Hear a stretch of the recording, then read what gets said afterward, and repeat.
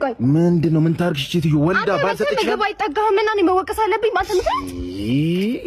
እሺ እሱ እህትስ ደግሞ ወይኔ ወንድሜ ከሳ ጠቆረ ገረጣ እና ወስዳ ይቃሉን ከፈለጉ የሚታያቸውን ተናገሩ። እውነት ነው ገርጥቻለሁ፣ አጥንቴ ፈቷል። ምን ያርጉ? አባትስ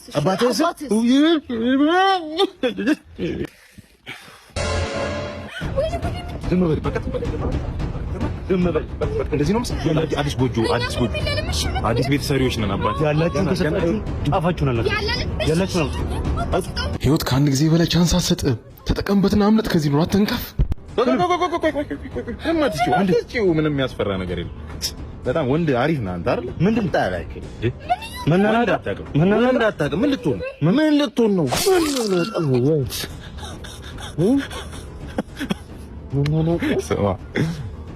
በአንቺ ቤት እኔን መጉዳትሽ ነው ለእኔ ፈጣን ሎተሪ። ወንድ አታውቅም ማለት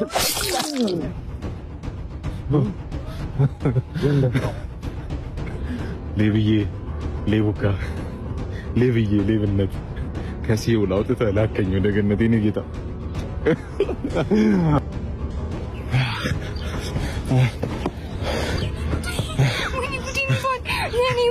የኔ ጌታ መሞት የለብህም።